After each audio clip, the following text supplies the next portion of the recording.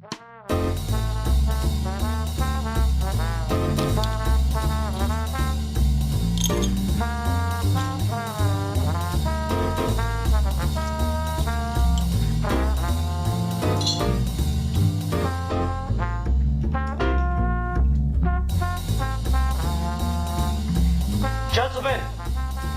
the time has come once again to discuss things. It is I, the one, the only.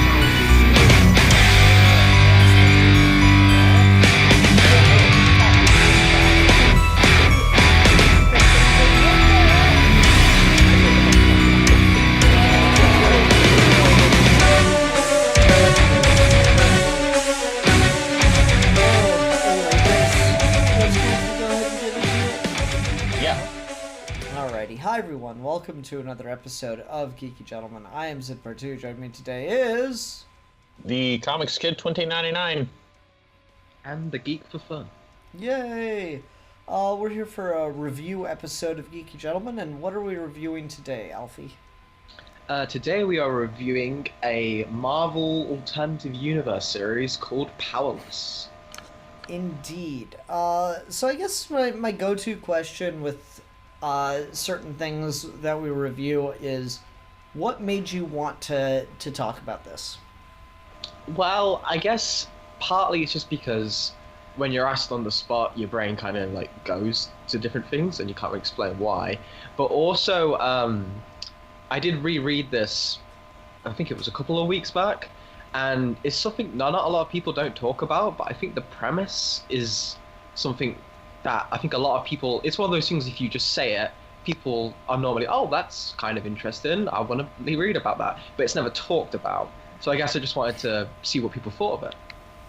That's really interesting, especially because, like, you know, just a couple weeks ago, I was kind of railing on Marvel for having a lot of stuff that's just very inaccessible to new readers. Like, a lot of their stuff is just really, really steeped in continuity. A lot of their best stuff is.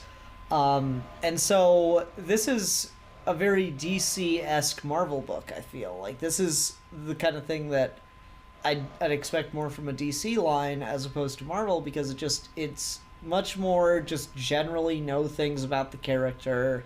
You can step right into it. It's its own little thing, its own little universe, and off in a corner somewhere. And I thought that was pretty impressive that they did a story like that. I really wasn't expecting. I didn't know what to expect. You kind of just pitched it as, oh yeah, it's like the Marvel superheroes if they never got their powers, and I was like, so they're still like living in the mainline universe or something? And it's not that at all. It's a very like in the real world kind of take on all these characters, and I thought that was really interesting. Yeah, it's something that I just feel like is a good point, and it's something Marvel doesn't really do much these days. But back when, as well, you can tell just from like the covers of this, like the three main characters are Daredevil, Spider-Man, Wolverine, and that itself speaks of a time period of Marvel of like when the X-Men movies and the Spider-Man movies, and people were looking forward to the Daredevil movie, and it's that specific kind of time period where Marvel was more open to do this kind of thing. Like they were doing like Marvel Knight Spider-Man as well, which is relatively self-contained. Bendis was doing Alias. Like there was more. The what ifs in general were just still being like made pretty occasionally. But the Marvel seemed to be having that DC approach you mentioned, which they've strayed away from in recent years. It was nice to get. It's very much a time capsule. This book is to me. Ruben, what did you think of this? I like the premise. I don't think the book necessarily matches the premise that it was sold as, and I do think the execution leaves a little bit to be desired, but there's a lot here that I do like. Okay. Elaborate on that more. What do you mean that the book doesn't really deliver on the premise? Well, you know, I don't know how I would have handled this premise, but, you know, the idea of it's the Marvel heroes without their powers, that's definitely true for Peter and Daredevil, but all of the X-Men stuff here is still very out there, and it's not a real-world type story. Like, Wolverine is basically Jason Bourne here, and Jason Bourne might be a more realistic take on, like, he's basically a cross between James Bond and Wolverine, but that's still like really out there, and it's not at all a real world type thing. And I don't think there's any way that you could do the X-Men in a real world type, like, let's do them as real world as, take away all of the I don't want to say fun, because that's kind of a backhanded slap against the story, but take away all of the science fiction and fantasy stuff from the X-Men. You can't really do that with the X-Men. You can do that with Daredevil and Spider-Man. Like, I think this really works well for Daredevil. Him, being in the real world, fighting the good fight just as a lawyer. I think that's fantastic. And I think it works pretty well for Spider-Man. And as an X-Men fan, I don't think that Wolverine being one of the central three characters worked very well here.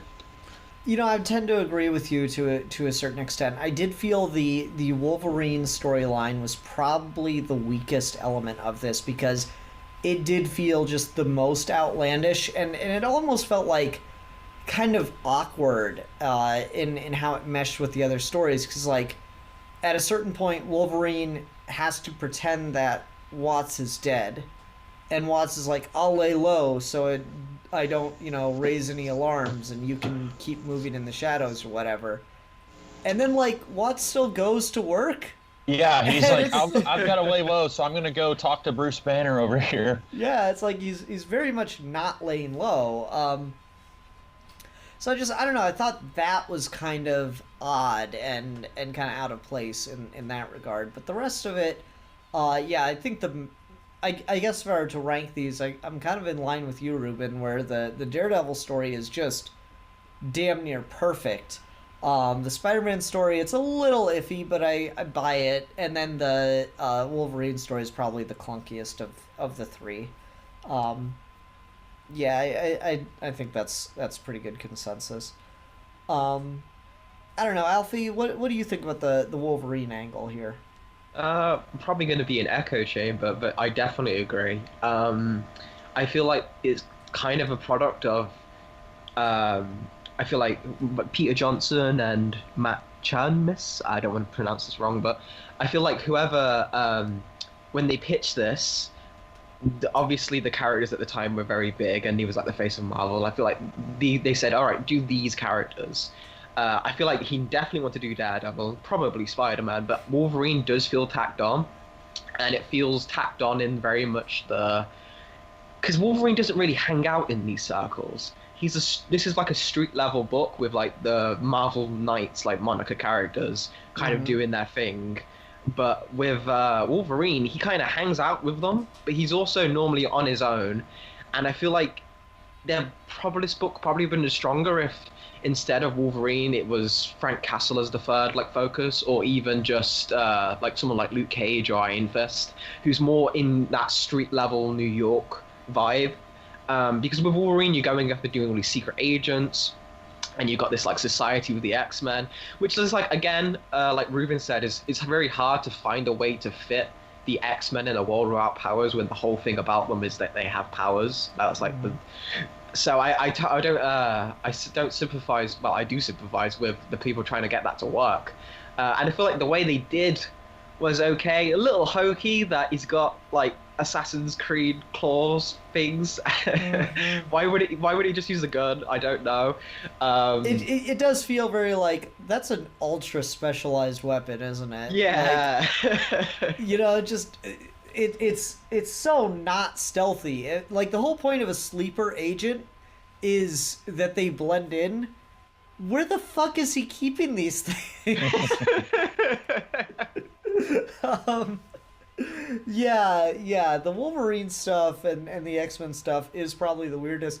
And I guess what's particularly weird about that is when we get to the real world, or back to the real world rather, with his first like return to work session, he's talking to Emma Frost and she's just complaining about Scott, and that's like that's so perfect. Like it sets it up that it's going to be so normal and blasé, and yet the X-Men are the weirdest part about it all.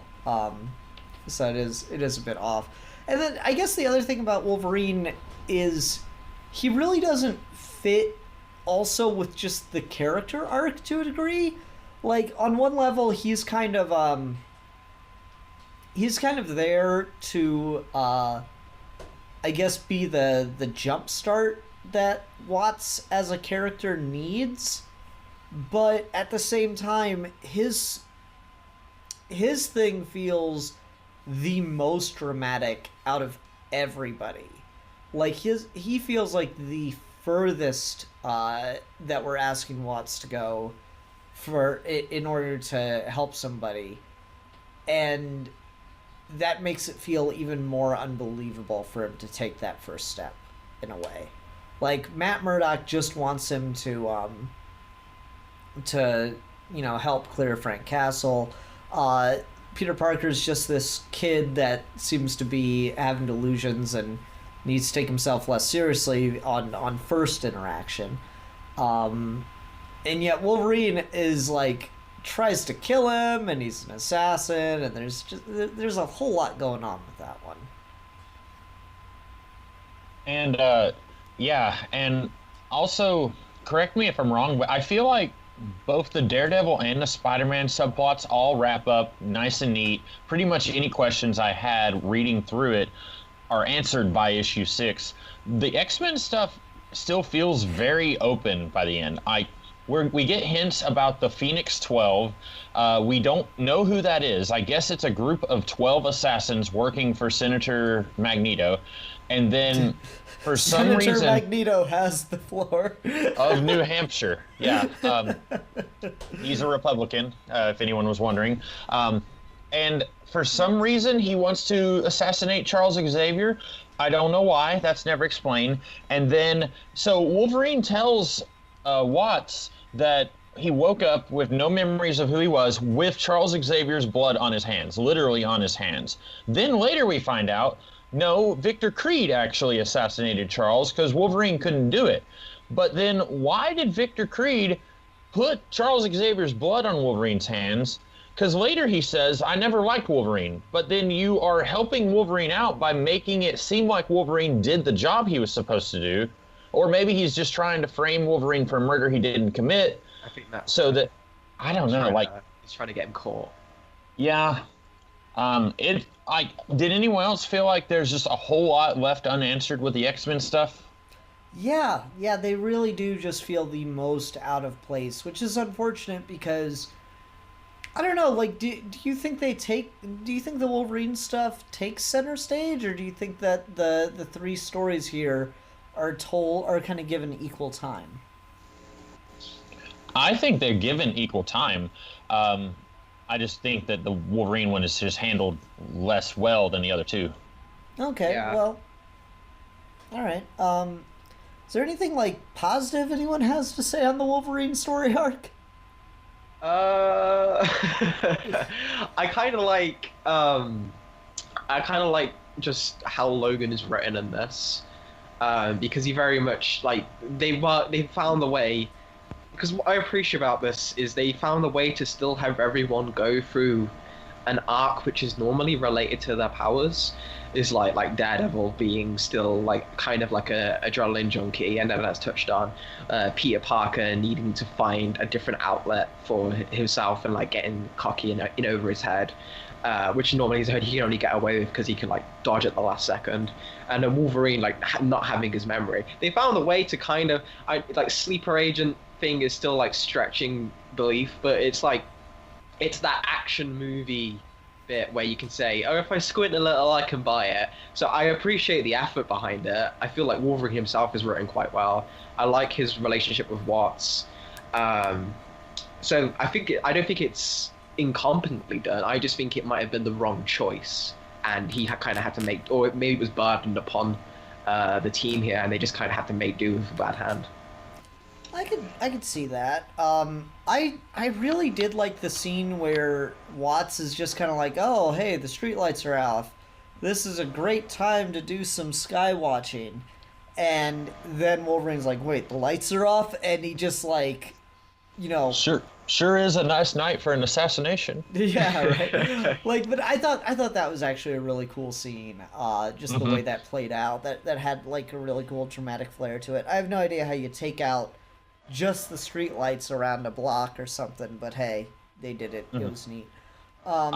I should say, I think if they took the Wolverine stuff completely out of this, if they just did a story where they said Wolverine is Jason Bourne, let's see how that goes, but with the X-Men trappings, I think that would be really cool. I liked what we saw here. I just don't think it matches with everything else here. I think if they did what Alfie said and did like Luke Cage or Punisher, which, you know, they did have Punisher here, but if they did more with that, and then just did a Wolverine thing separately, I think that would have been really neat. But it just, in this story, it was a little clunky. Okay. Alfie, I know you're a bigger Spider-Man fan than you are Daredevil, so Ruben and I both ranked the Daredevil above the Spider-Man in this. Did you have that reversed by chance, or no? Oh, no. Again, it's like asking me to choose between my two favorite children. So I mean, but like I still think the Daredevil in this is like probably one of my favorite Daredevil Kingpin stories. I mean, every Daredevil Kingpin story is probably my favorite because it's also goddamn good. But this, I actually really like the take of just seeing Matt Murdock totally without any sort of sense of physical threat to Kingpin, still managing to like compete, still managing to like stick to like being without fear.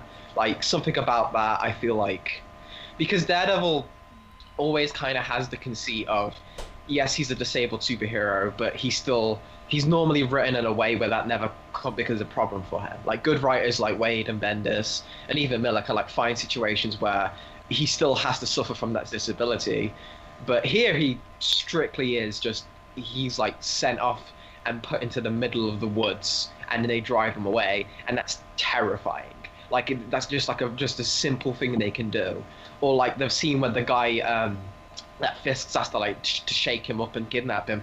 He like goes on this monologue about, I'm so grateful that it's you, because I don't have to do any of the usual things I normally have to do with people, like put a bag over their head or make sure I have to talk in a graspy voice. I can just take you, and you don't know where the hell you're going. Like, the stuff like that is just, it gives Murdoch the impossible odds he normally faces as Daredevil, but in his real life, and I think it's really well done. So yeah, I definitely think the Daredevil thing is the star in this, but I do really like the Spider-Man thing as well. So like you said, I'm in the same thing, but maybe I rank the Spider-Man thing a little bit higher, but I still think the Daredevil's like the best. Okay, no, I was just curious, because I figured we could go through these, like, worst to best, but since you already went so deep into the Daredevil, I guess we'll just talk about Daredevil for a second. So, the idea of Matt Murdock calling in his own murder is so fucking perfect to me. And, like, that's the only example where the you know, increased senses thing is done to a plausible degree, right? Because you do hear, like, blind people talk about that, like they lose sense of sight and then their other senses compensate. And, you know, Daredevil's always been like this crazy comic booky exaggeration of that, but here that it was like that, but actually done well. So he knows people are about to come into his house and kill him, and he decides to use it to his advantage as like a last little fuck you. And I thought that was just absolutely fantastic. I really, really enjoyed that moment and thought it was just such a great cap off to his story arc here. Yeah, I think that I was torn on this because I was not expecting him to spoilers, I guess, but I was not expecting him to die. I wasn't necessarily expecting a very happy ending because really, since the days of Miller, Daredevil is not allowed to get happy endings, but and I should say, like, I'm not as familiar with post-Miller Daredevil as I am pre-Miller Daredevil, but from what I understand, he's pretty much just perpetually in a bad spot since Frank Miller. And so I wasn't expecting a happy ending, but I also I thought it was, I was surprised at how dark it went with him actually dying. Mm-hmm. Yeah. And, go ahead. oh, well, just like I guess they had to do it that way to kind of set up the Punisher in his little conclusion to his arc here. But I was still just kind of like shocked there at the end. I don't know what they could have done, but I was expecting something a little less glum. Yeah, I was surprised that they went so far as to do Kingpin himself does the deed. I really wasn't expecting that, but it came as like such this like cool little moment of them together, and Matt again played as very helpless, but he's just kind of nailed the most powerful man in New York. I thought that was really cool. I was a little torn on having it be ultimately ineffective, and it's Punisher that has to kind of come in and salvage it. How did you guys feel about that? Yeah, I'm kind of in the same boat. I will say though, I am like, because as like just like obviously I used to go by Brit Without Fear, so like Daredevil is my second favorite Marvel character after Spider-Man. So I've like try and read as much Daredevil as possible. So I really like kind of never am surprised when it ends with just Kingpin and Daredevil in a room together, because that's how nearly all their stories end. And that's what I feel like it would have been really powerful if it was that what got Fisk put away, even just for a little bit, just because that's how he always fucks up in every single story.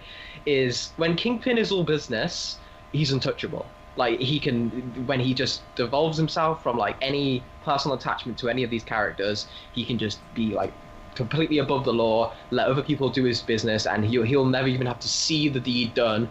It's just done for him. The problem is Matt Murdock gets under his skin, and that makes him have to have a personal, because it's an affront to him that this like guy is doing this. So of course he has to beat him to death himself. It's the only way that was ever going to end, and that's how he fucks up. It's the same thing with Born Again. Is he gets in love with the idea of destroying Daredevil as like a person to the point where he overdoes it, and it ends up biting him in the ass. And like every other Kingpin Daredevil story, he's so much above who Daredevil is, like this C-list superhero. When like Kingpin's the Kingpin of New York, he should not be a threat, but he just gets into his own head too much. And I really feel like this was done, that kind of encapsulated their entire relationship like perfectly. Okay. But also I kind of get again with the Punisher thing is, you kind of can't, when you set him up to be so powerful, and like Wilson Fisk has so much reach, and Kingpin in this is basically just comic book Kingpin, like he seems to be just as influential. Mm-hmm. You kind of can't, it is a bit too much to expect. Okay, he's caught red-handed by one cop. Of course, do you think he's gonna he might have such a contingency for that? Like, it would be a bit far-fetched, I guess. That's probably why they'll go with the Punisher thing, is the saying, if he has this much reach already, surely he can get that cop killed or get the testimony swayed or something. So I think that's why that happened. But I do agree, if they just ended it with Fisk in jail from that, I wouldn't have needed much explanation. I would have just thought that as like a win from Matt. Yeah, no, that's kind of where I'm at too. Of like, Matt puts, like, kind of does pin everything to the wall and all his hopes on going down swinging, on beating Kingpin in that way. And then, but at the same time, it doesn't quite work, because he's, like Daredevil kind of always is, he's a little too idealistic. To almost the point of being naive, but not quite. And then, so you get that, and so Punisher kind of coming in and being the innocent man Matt fought for and all this stuff, the man who's not a murderer, the man Matt saved, yada yada yada yada. Punisher coming in and kind of avenging Matt, but losing everything that Matt fought for is in some ways a poignant ending. I just don't know if enough is done with it, because Punisher, like, we don't get anything else with Punisher after that. It's not like we get another scene after he shoots Kingpin. He's just there and he shoots Kingpin, and then it's over. And it's like, oh, that kind of, you can read into it in a certain way, but I feel like the fact that you don't get to reflect on it more, or you don't get to see Frank reflecting on it, kind of undercuts it a little bit. Do you think, and I doubt they were planning a sequel, but do you think it almost feels like they are? Like, Powerless 2 would be like Punisher and then like Iron Man, because, you know, you've got Tony Stark and the Iron Man project being set up here. So, like, that could have been something they, like, Tony seems pretty messed up here, offering alcohol to a minor. So, like, maybe they could have done, like, it almost feels like they're doing, like, a backdoor pilot type thing with Punisher. Yeah, I guess you could put it that way, because you do have Punisher, you got, like you said, Tony Stark, and you have set up to continue the Wolverine thing, and I'm guessing there was never a Powerless Volume 2, huh? No. No? Which is a shame, because I feel like that would be, even if you just did it like every couple of years, a different writer and a different team, just doesn't even have to be in the same continuity, just the pitch of the Marvel Universe, you go anywhere with it. I feel like that's basically just like a book that will always guarantee to, I don't know how well this sold actually, but I feel like it's just something that will always grab interest. Mm-hmm. No, I think that's fair, and you are probably right, Ruben. There may be, like, I will say this. If it is set up for a sequel, I like the way in which they did it. I really respect that there's a couple loose ends, but you can kind of draw your own conclusions from them if there is no sequel, which obviously there isn't. So, like, it is set up, it is baiting for a sequel, but it's not dependent on a sequel, you know? Which is something that happens probably way too much.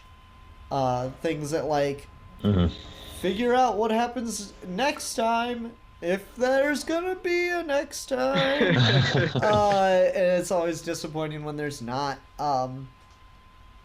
So yeah, I thought like the ends that it leaves open are closed enough that you don't need a sequel for them to work. You can kind of draw your own conclusions. I don't know, Ruben, what do you think of some of the Daredevil stuff here? Well, the more I hear Alfie talk about it, I agree. What little I know about the Kingpin Daredevil relationship, like basically everything I know about them comes from the movie and the Netflix show. So I do feel like this is very emblematic of their dichotomy, and I feel like that, like you said, you were surprised that Fisk did the deed himself, and again, all I know of him is from the show and the movie, but I feel like that's perfect Fisk. Like, that seems like something he would do, where he would have them beat him up, and then, like, okay, go away, now I want to take a shot at him, and, like, you know, do my villainous monologue. I really liked the way they did that. Like I said, I was very shocked that they actually killed Matt. And then, like you, Ian, I was on the fence about, okay, Matt, with his dying breath, tries to screw Fisk one last time, and then it works for, like, 24 hours, and then he's released from prison. And, like, it reminded me of, Spider-Man. Peter, he's telling Goblin, like, you know, even your best lawyers are not going to get you out of this. And I'm thinking, okay, Norman needs Fisk's lawyers, apparently, because, like, Fisk is able to kill a man with a cop watching, and then he gets out of jail in a day. And so I was like, I see why they did it, but I think it's almost, like you said, it's poignant no matter which way you go. You know, Daredevil died to try and get an innocent man out of prison, and then the innocent man loses his innocence, and so that's sad. Or also, Daredevil dying, like, that's sad. So I think it works, but I was a little... I was reluctant to say that it works. Okay. All right, that's fair. Okay, do we want to go ahead and move on and talk about Spider-Man if no one else has anything to say about the Matt Murdock storyline? I feel like I would just kind of touch on one last little bit that Ruben kind of like spurred in my head. Just with like how I'm kind of thinking about this. Just like how it ends with Watts and like his kind of like silent reflection. Well, in monologue, but like in his room. I feel like maybe that's why it kind of took such like a harsh Punisher Max-esque tone at the end, because this is supposed to be like, if this was a Marvel story, Kingpin probably would have went to jail, but this isn't meant to be in the Marvel universe. It's meant to be in an approximation of real life, and in real life, the bad guys don't always get put away for stuff they deserve. I mean, obviously it's heightened because there's no one as like, well, there probably is, but like Fisk is like a exaggerated kind of character. But I think maybe that was the intention. Is it's just kind of like, in the real world, sometimes the only way to stop these people with all this power is like a bullet to the head. Mm-hmm. And I mean, like, that's the thing, is Punisher is probably, sadly, the most realistic quote-unquote superhero out there. And so, like, that moment of, you know, it looks like the criminal's gonna get away with it because of what's the word I want here? Pathetic standards of justice. Yeah. Like it sometimes that like very sickly, satisfying kind of feeling of like actual justice can kind of come through, and so I don't know. I thought that was kind of lift that feeling of, ooh, I don't like that I liked that. Yeah. It's uncomfortable. Yeah, that's what I think you're writing Punisher well is when you get to that level of, ooh, I do not like that I enjoyed that. What did you guys think of the revelation that Matt was a junkie also? I adore it, because of course he's a junkie, because that's what his powers were to him. That without them, he'd have to find something else to like, because he's always been that's like his thing is, he's being Daredevil's an addiction for him, and like it's not like most of the superheroes work. It's like a call to arms where like he has one tragic thing in his origin is like, Matt probably could have, his dad wouldn't have wanted this for him. Him being Daredevil is strictly his own thing, because he just feels like it's Catholic guilt, and also just he never admitted, but he's addicted to it. So without having powers to kind of supplement that, it makes total sense to me that he'd be a junkie. Interesting. I was a little surprised by it, and I've heard the comparison that Matt's an adrenaline junkie, and I think that's pretty well established in a lot of this stuff. You got what is it? Is it Man Without Fear? Where Miller goes back and retcons Elektra. Yes. And yeah, and like, so their whole relationship from the beginning is this fucking adrenaline thrill ride. And I think that's kind of there. So yeah, I guess I didn't really think of it exactly that way, but you're definitely onto something. That definitely is a good parallel to draw. And so, can you really? How else would you do it besides making him an addict to another substance? I will say, I think they chose the wrong drug. This might be a little nitpicky, but just thinking about it in those terms, I think making him a heroin addict kind of muddies the waters of that connection, because heroin's a downer. And you should probably have picked something that's much more of an upper, like cocaine or speed or something, or maybe E. But that's relatively harmless, kind of just, general drug. That's just like, because Ian, that's just like, my knowledge of these things is so fucking milquetoast. I'm just like, drug, he took the drug. I know, like, it's so funny. I miss when Rasco was on here, because he and I would like have all this fucking knowledge of like drug paraphernalia, and like Rasco just did weed and like barely any at that, if I'm remembering correctly. And I sit here and I don't fucking touch any of it, but I know so much about it. When I was working at Goodwill, I don't know what the fuck they were used for. I guess they were like baby spoons or something. But like, we got in these cases of spoons that were like bent back. Like so the handle was kind of in a U shape, and the spoon part of the spoon was sitting over part of the handle, and I guess like the idea is it made it easier to like feed a baby like that. But I take one look at them like, fucking heroin spoons, what? And everyone's like, how do you know that, Ian? I'm like, well, fucking, I don't know, read a book.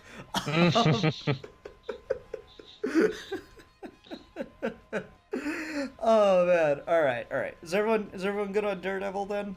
Mm-hmm. All right. Let's go ahead and talk about the Peter Parker thing. So Ruben and I are kind of like talking about it, and you're a little more middle of the road than we are on it, Alfie. But the Wolverine stuff seems the most out of reality part, and I think the only part that, like, the Spider-Man one is right on that line where you've got kind of the over the top corporate espionage thing. The Iron Man armor is just a little bit further beyond any technology ever, much less in 2003.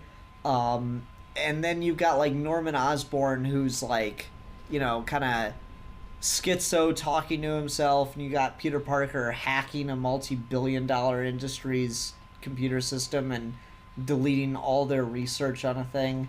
So like that one has not as many leaps in logic and as many like, suspension of disbelief moments as the Wolverine thing, but I think it's more comic booky than the Daredevil story is. Yeah. And then this billion-dollar corporation relying on a high school student, like Tony Stark takes Peter aside and says, "Hey, we're relying on you, Peter. You have to build this polymer thing so that we can get this government contract." And I'm thinking, like, Tony, aren't you kind of smart? Can't you build it? I've got drink to booze. Yeah.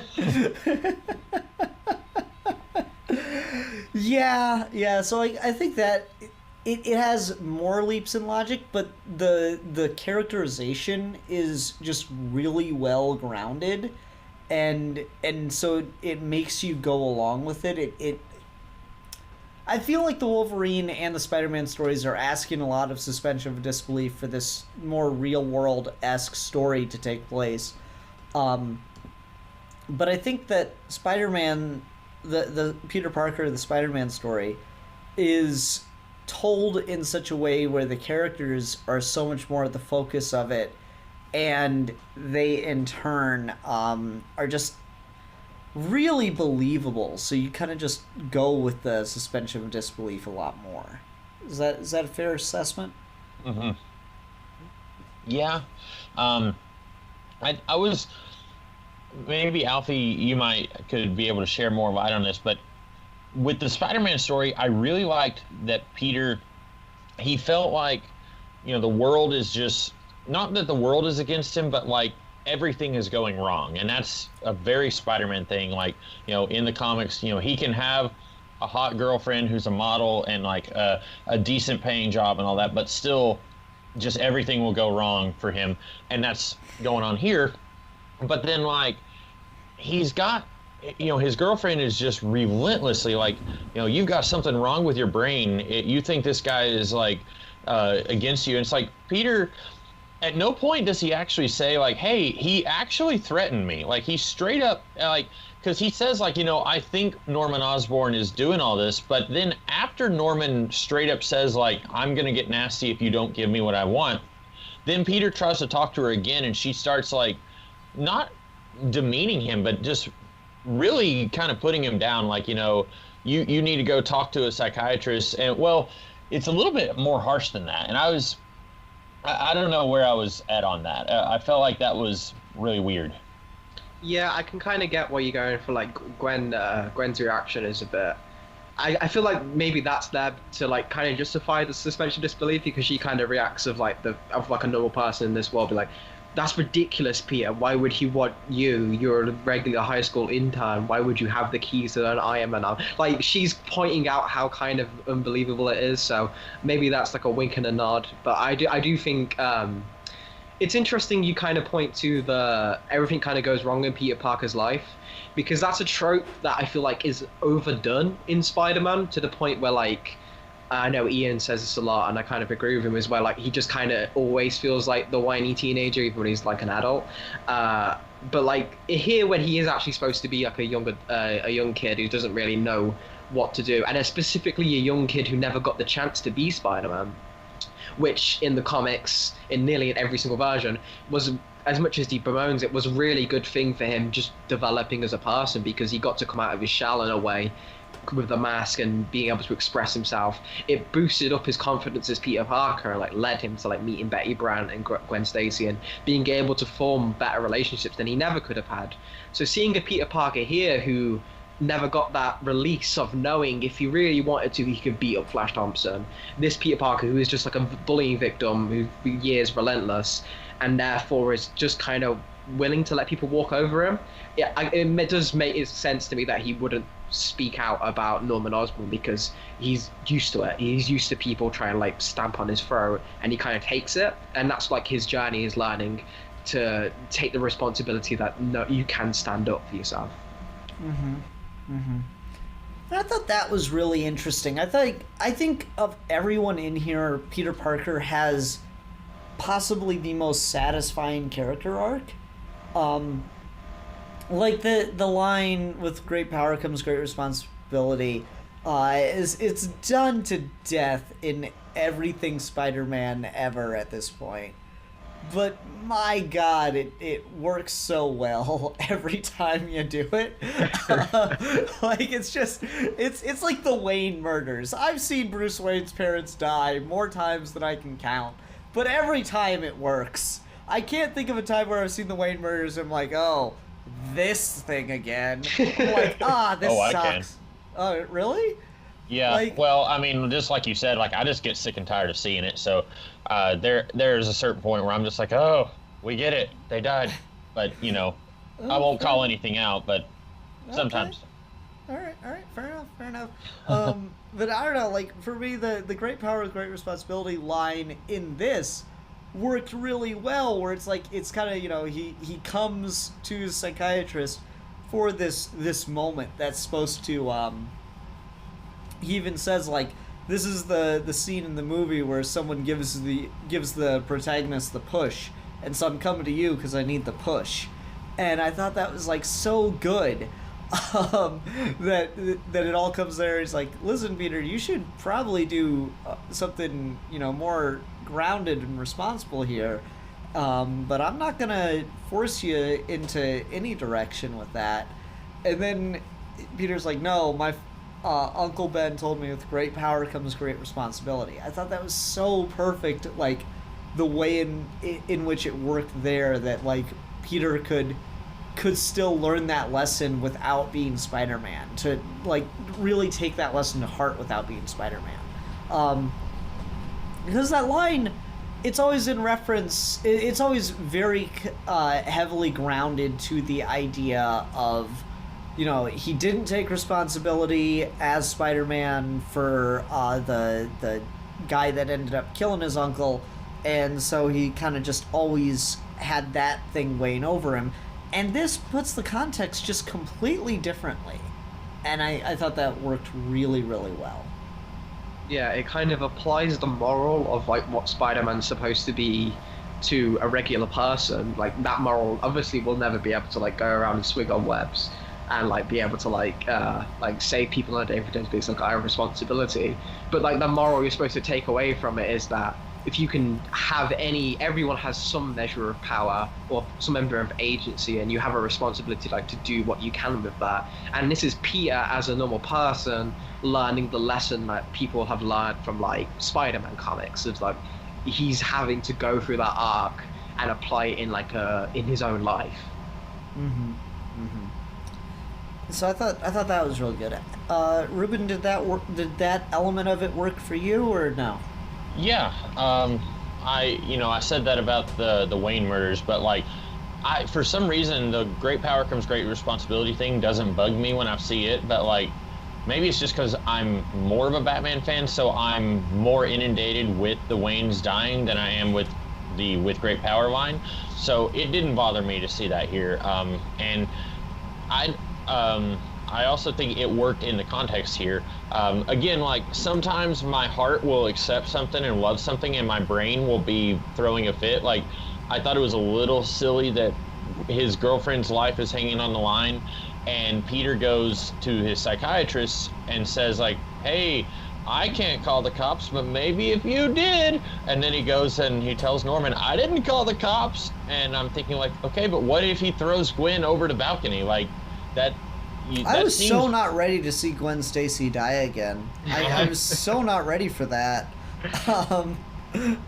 Like if we had gotten a dead Gwen Stacy and murdered Matt Murdock in the same book, this would have been the worst thing ever. Definitely. It's just really rare to see a Gwen that lives. As a Spider-Man fan, it's really refreshing to see them happily ever after, because that never fucking happens.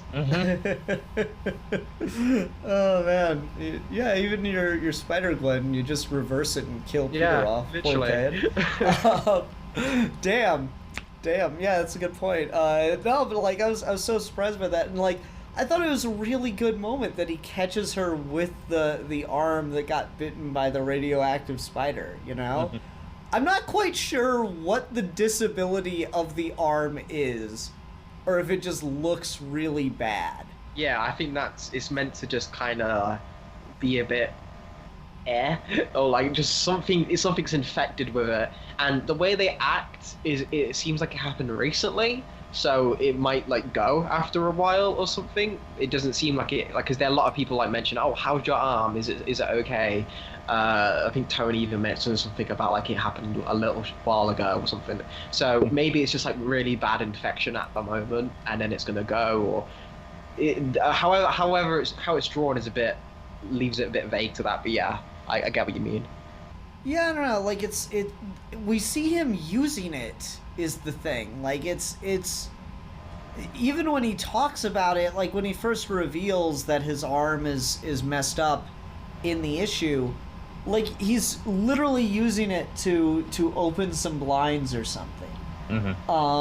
Like it doesn't seem like it's, because the way he talks about it seems like it might as well just not be there.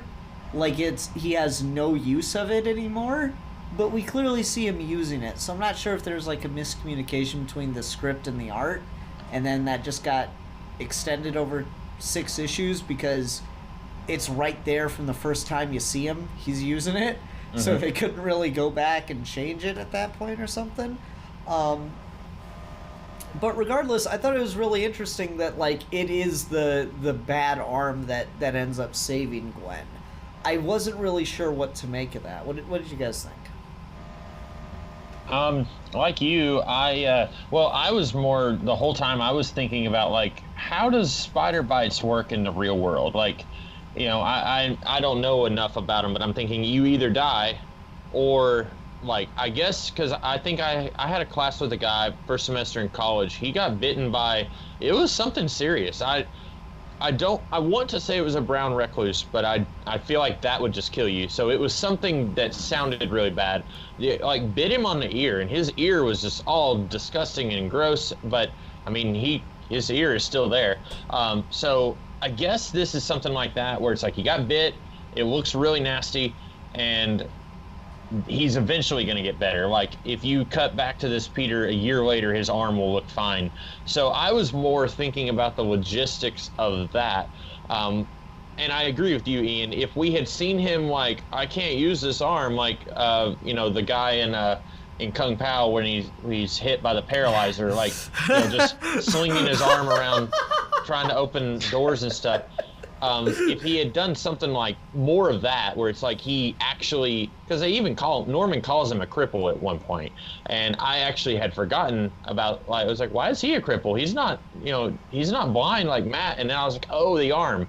So yeah, I think it would have worked better if we had seen him having more trouble with the arm throughout the story. How about you, Alfie? I definitely agree. It's something I didn't put too much thought about, apart from just like the general, oh, it's neat that we have a Peter Parker who has like a more realistic reaction to a spider bite, because maybe telling kids to encourage them to go get bitten by spiders is the best thing. So maybe I still contend that the most unrealistic thing in Amazing Spider-Man 2 is that someone knows there's a room full of spiders and willingly enters it. I'm just like, come the fuck on, man. That's no. It's like that that really famous Todd McFarlane cover where like Spider-Man's in a web and he's like letting all these spiders crawl all over him. I'm like, just because you are Spider-Man doesn't mean you have to let them crawl all over you. That should still really bother you. Don't get freaky about it, Peter. If one spider bite gives me this much powers, 15 spider bites will make me 15 times stronger. Oh man, yep. I want the Marvel what if Spider-Man just stayed the human spider. I want that so badly. But mentally he comes back as Peter Parker, but just like 24/7 he's just the human spider. I want that so badly. Anyway,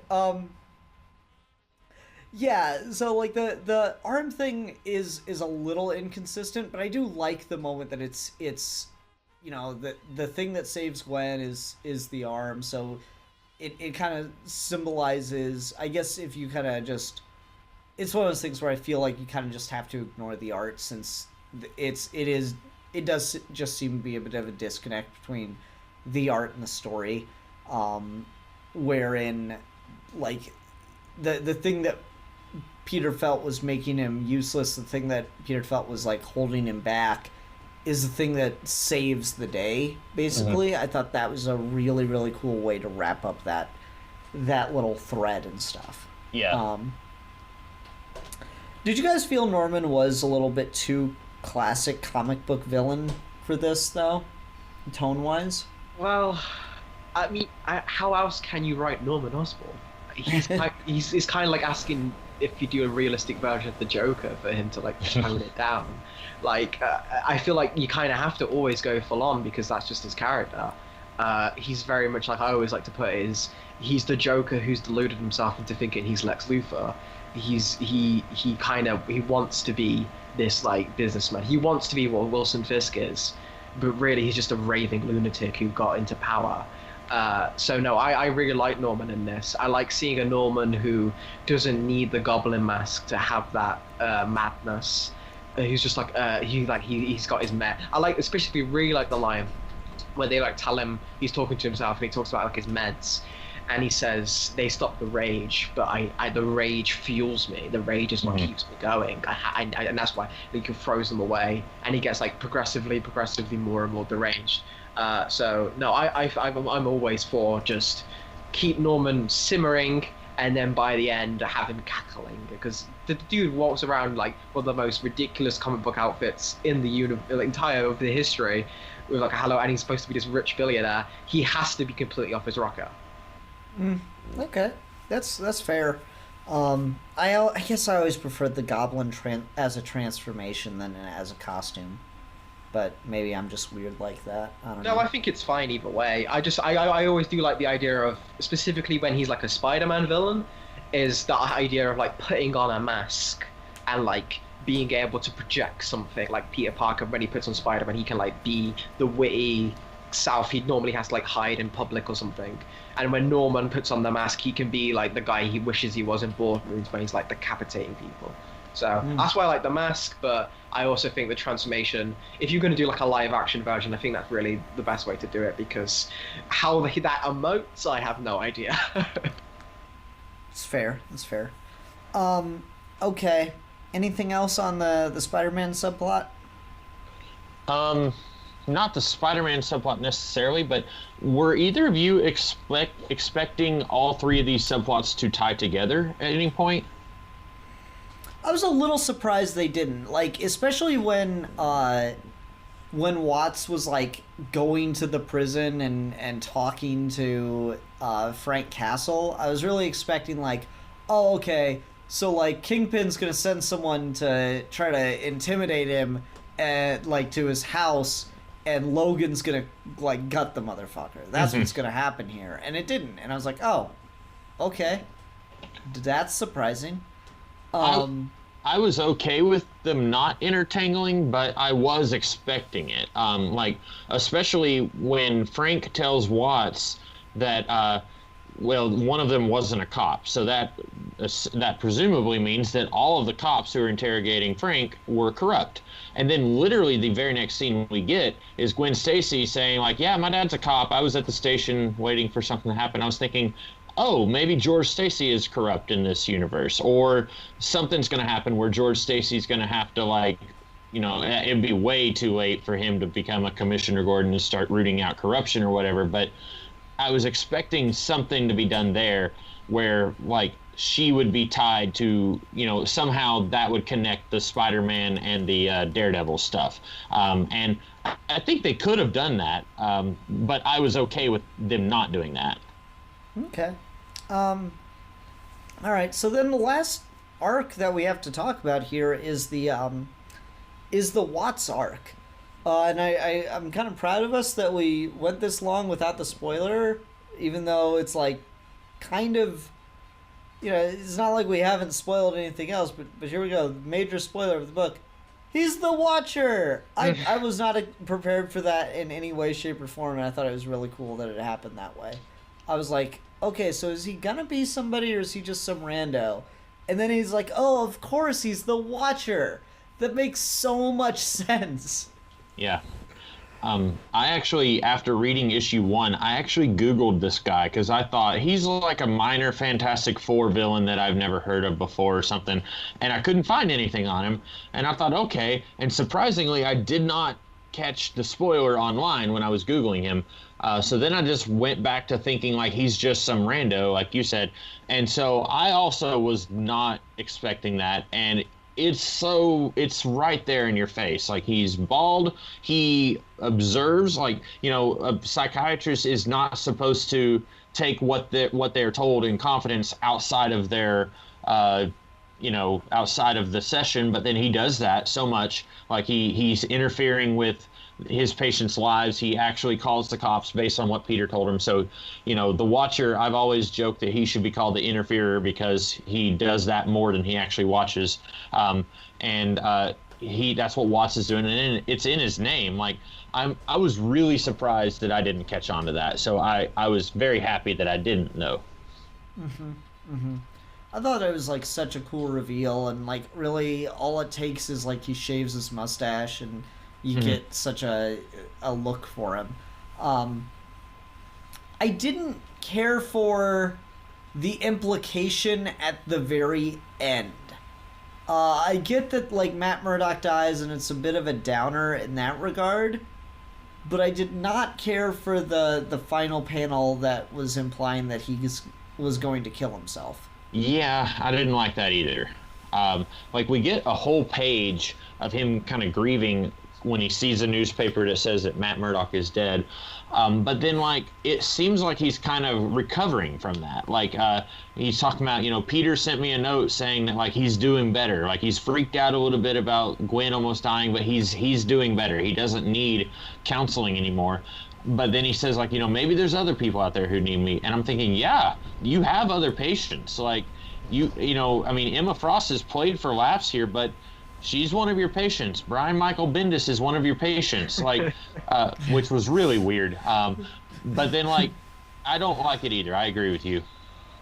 Alfie, what'd you think of the Watcher reveal and the suicide line? So, panel. On the reveal itself, again, I didn't see it coming either. It was very rare that I have like a whoa moment, like fucking Matrix. But like, I was genuinely like really surprised, and it made the book so much better afterwards for me, because then like, oh, of course all these stories aren't connected, because he's what is like, it's the equivalent of him, what the regular universe watcher would be like, individual people he's watching. It's like the real life conceit of that. It really kind of made all these like extraordinary events all happen to this one guy in relatively short period of time make so much more sense to me and justified it just in like that sense. It's a very cool idea of having a story from the Watcher's perspective. So that was all really, really good. On the suicide thing, I'm kind of torn at it because I think I get what they're going for, which kind of ties into the whole Matt Murdock not winning at the end by getting killed, and then Frank Castle having to give up his innocence as kind of a very bleak look on the world, as like, this isn't good. I want to go back. I want to go back to the Marvel universe. I want to go back to the place where the stories are wrapped up and the hero wins. But then at the same time, like Ruben pointed out, he's got the Peter thing, and Peter does get a win. Peter does come out of this okay. Even Logan gets a win. So I'm conflicted, because I feel like if they did go all the way and just like, this would have been such a fucking depressive. But if Gwen did die, or like Logan like died in like his last fight against Sabretooth or something, and then he did it, it would have made more sense. But it also, his book would have been fucking heartbreaking. So I'm glad they didn't do that. But I feel like I don't know, and maybe it's also like kind of implied some way that maybe he just wants to go back in the coma again or something. Whatever this answer is, I feel it kind of ties back to the point we've made at the beginning, where this is very much something that could have got a sequel, and I think maybe that's what they were setting up. As maybe in the sequel it'd still be from Watts' perspective, and maybe he, like in a Mr. Miracle kind of sense, where he did attempt to commit suicide, and he's kind of struggling again with the reality of the world he's in and trying to escape it, or some kind of Tom King shit. If he went to Marvel and did this, I think it would be fantastic. Tom King, like fucking 16 years later. All right, I've got a story. It's gonna be a sequel to Powerless. What's Powerless? It was a story you published in 2003. No one remembers it. I saw this Geeky Gentleman podcast that no one watches do a review of it, and now I've got the sequel right here. Tom, like, we know you can pretty much do anything and it'll be gold to most people, but like, really, this? Yes. Look at this picture of my dog, damn it. That the suicide thing was just such a weird kind of clunker in there. Also, like, you know, it's that moment of, like, you know, the spoiler alert, Bruce Willis is a ghost thing, and then you go back and you watch the movie again and you're like, oh my god, look at all this stuff that makes it so obvious. And like you do that with this, it's like, oh, he's using his telescope to look around and stuff. Like, it's so good. Like that side of the thing really works. What I find interesting, and I mentioned it earlier, is that like the Wolverine thing is such a departure and is so dramatic compared to everything else that it feels like the strangest thing that's what gets him to start involving himself with all this more fantastical element. Because like the story of Uatu in Marvel, and you guys are more into Marvel than I am, so correct me if I'm wrong here, is he's the Watcher for years and years, and he doesn't do anything. He's just like this weird, ominous looking figure, until one day when he just can't help it anymore. He feels compelled, because he's so aware of these people's lives, that he has to step in and do something, right? Like that's his story, right? Yeah, I think so. Yeah, Galactus turns up on Earth and he's like, well, shit, I'm not about to watch all these people die again. Okay. So, like, with like that being the thing of, like, it finally takes it takes the struggle, it takes the humanity to really move this immovable object. It takes this appeal to emotion to do it. It really feels weird in retrospect that it's Logan and it's such a like big, you know, I'm gonna break into your house and try to kill you thing. It feels weird that like that is so disconnected or disjointed from everything else. And it seems like maybe the thing that should make him get involved it should have been something much more grounded and human. Like, I really love the scene where he finds Matt Murdock in an alley. That is a really great moment, but he's already, like, pretty damn involved by that point in the story. in everybody's lives at that point. Yeah, and that's a good scene, but like you were saying, it takes a lot to kind of shock him into action. Like, Matt is kind of trying to appeal to his humanity earlier in the story when he says, like, if you talk to Frank, it's possible that you could save a man's life. And you could argue that Watts, through his inaction earlier, it's his fault that Daredevil is dead, or that Matt is dead. So it is, yeah. I think that's kind of ties into the suicide thing at the end. He feels Yeah. responsible. But wow, I don't know where I was going with that. Oh, I'm so sorry. No. I mean, you're definitely, that is a good point. I was just kind of, I think that was it. But Watts, I feel like you're right, Ian. Like, once you see the reveal and go back, it's like it doesn't entirely line up with the Watcher we have in the comics and then this guy. Like, there's some inconsistencies there. Yeah, and it's not like oh, this isn't like the mainline universe. It's like, it's just, remove the Watcher from it. Watts' character arc doesn't feel like the Wolverine thing should be the impetus, That's the part to me that feels the most off, conceivably. Is just, it's like, I don't know, like, why do you invite him to stay in the house? Like, that just seems the furthest thing from what this character would do. Like, I could see if that was at the end of issue 2 or 3, if that's what happened. But it's at the end of issue 1, and he's clearly shown that he has very little interest in, actually helping people, particularly when it inconveniences him. Like, he doesn't really pay attention to his patients. There's all kinds of stuff going on there. It's weird that it's the most dramatic thing that gets him to dive into this. But I suppose the argument would be it's that shocks him into helping. I don't know. And I guess maybe the thing, how I kind of took it is, because this whole time he's kind of in this haze where he doesn't think this is real, and he's like, this isn't the world I've been living in for what it feels like the actual life in this coma.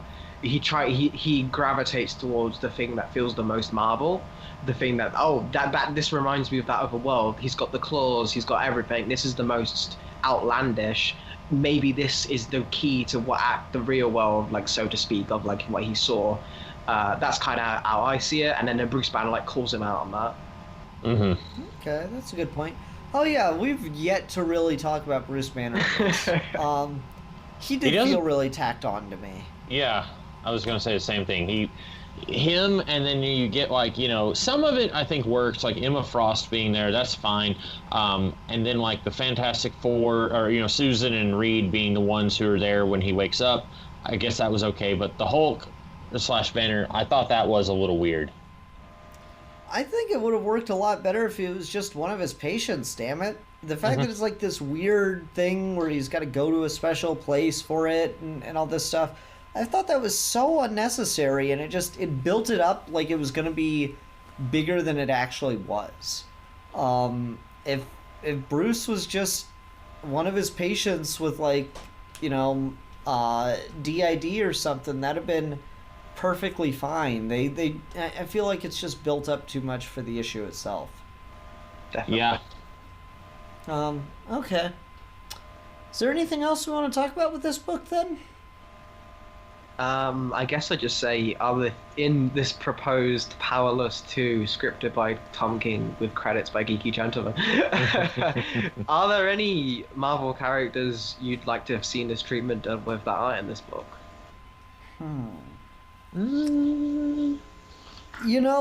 It's kind of silly. I kind of want to go to the opposite end of the spectrum of what this series did, because this kind of takes, obviously Frank Castle, Matt Murdock, Spider-Man, it takes a lot more of the ground level characters, the more realistic characters, And even, you know, the Wolverine and X-Men stuff is where it starts to get a little bit ridiculous. But, you know, for, like, action movie logic, it still works.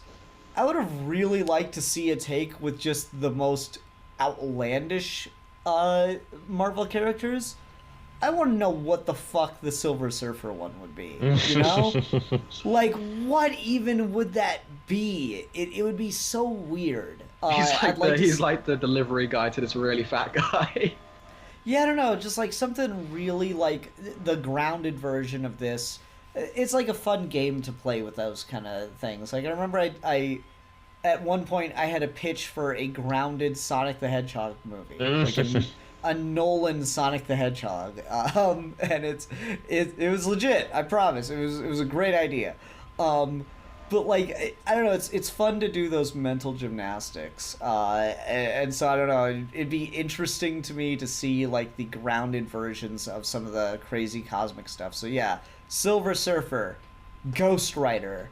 Well, Doctor Strange was in this, and I thought that was really weird. Like he's just a dude, you know, gets his guitar case out and like, hey, I'll tell you your future and throw a couple quarters in there or whatever. And that was another one I thought that was a little tacked on, but I think Captain America could be interesting, but I don't know if you would play him as like a 90-year-old vet, or if he's like a current contemporary veteran, like, you know, he was in the Iraqi war or something like that and struggling with PTSD. Like, I don't know how you would do Captain America. Yeah, it's an interesting idea. How about you, Alfie? Who would you pick?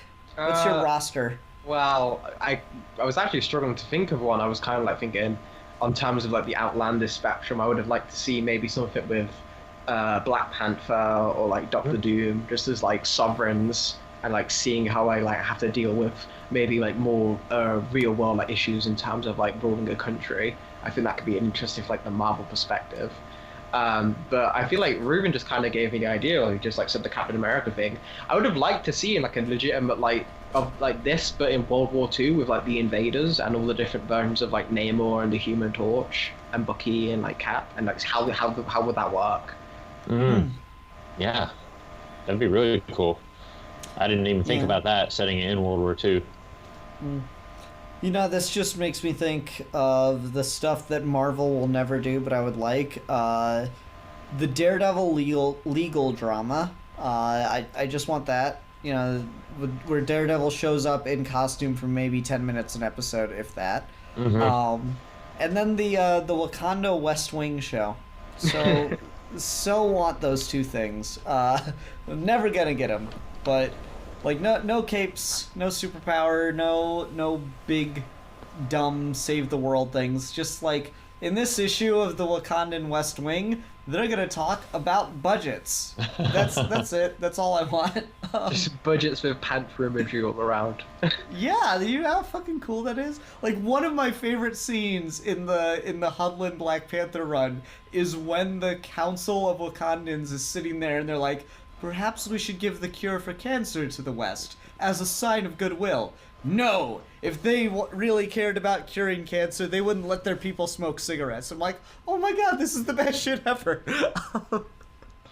Love that shit. Anyway, all right. I do feel bad because we've talked a lot about this book, but we haven't really mentioned the art, and it's because I don't really have anything to say. It's pretty much just in line with early 2000s comic book art. There's not a lot of big, you know, dynamic scenes because there's not a lot of big dynamic scenes to show. The angle when Kingpin fucking crushes Matt Murdock's head is really good. I'll give it that. The framing there, the silhouette, the shadow, really well done. Nothing else visually really stood out to me throughout the whole book. I thought it was just pretty much par for the course, unfortunately. I don't have much else to say about the art. You guys?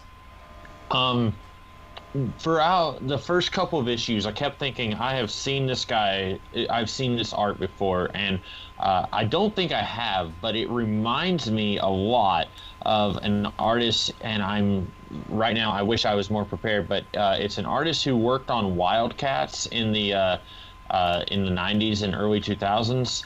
And he also worked on X-Men in the early 2000s, but it reminds me a lot of that artwork. I don't have their name at the top of my head, but I like the art. It's pretty much what you would expect for an air quotes dark Marvel universe. Like, it's very shadowy, and there's a whole lot of, like, you know, it's pretty much what you'd expect, but it's definitely what you want for this premise. Mm-hmm. Yeah, I think so. Like, I don't mean to shit on it at all. It's just nothing really stood out to me, and it's not the kind of book where you want the art to really stand out. That would kind of defeat the purpose of it. It's meant to make it feel very natural and very realistic by and large. So, yeah. Sean Phillips is... Oh, so go ahead. Go ahead. Sorry. Oh, no. I was basically, again, just repeating what you guys have said. I know Alex Maleev does the covers for these, and I think they're all really, really cool. Specifically, like, the homages to, like, different... Like, the Wolverine one's really cool. The Daredevil one's really cool. And I kind of just seeing those kind of makes me wish, like, he penciled this as well. But apart from that, I think it's serviceable. It's fine. It's nothing good or bad. It does the job for what the story kind of like needs. Are all of the covers supposed to be homages? Because I recognize that, like, issue 2 looks a lot like one of the covers for Origin, which had come out around this time, and then, like, there's one that looks like the Todd McFarlane Hulk cover with Wolverine's claws reflecting, but I didn't recognize the other covers. I don't know them specifically, but I think because those were the two ones that stood out. But I know the Spider-Man one might be a reference because it's very specific. Mm-hmm. And I think the Daredevil one also might be from Daredevil End of Days. But apart from that, I just like the covers. I think it's a cool. I like seeing artists, specifically Alex Maleev, because, like, just an awesome artist. I just like seeing his take on the, like, normal characters in cover art. Like, how do you do a cover of Peter Parker when he's not Spider-Man? Like, I think that's an interesting, like, idea. Mm-hmm. Yeah. Okay. All right. Cool. Well, let's go ahead and go on to ratings then. I think I'll go first, and I'll give this. I'm hovering between 3.5 and 4, but I'm going to be generous and give it a 4 out of 5. Boxing rings. Because Foggy and Matt box at one point. There you go. Yeah. Alfie, do you want to go next? I think I'll give it a 4 out of 5 inconsistent gangrenous arms. I think I will give it 3 out of 5 Wolverine Exo Claw weapon things. Nice. Okay.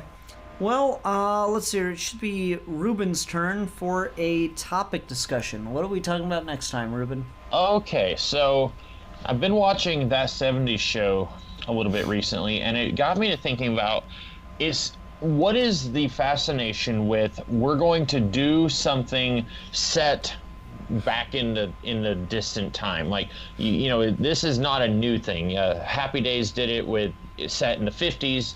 That 70s Show was a 90s show set in the 70s, and, like, the Goldbergs is set in the 80s. So what is it about any time period where people say, I want to do this thing, but I want it to be set a long time ago? So not the fascination with nostalgia, but sort of, like, not nostalgia for items, but the nostalgia for a time period. What is with the nostalgia for a specific time period? All right, yeah, that should be interesting. Okay, everyone, thank you very much for watching. Until next time, I'm the Philosopher. I'm the Comics Kid 2099. And I've been a geek for fun. And we are your geeky gentlemen, and we'll be discussing things.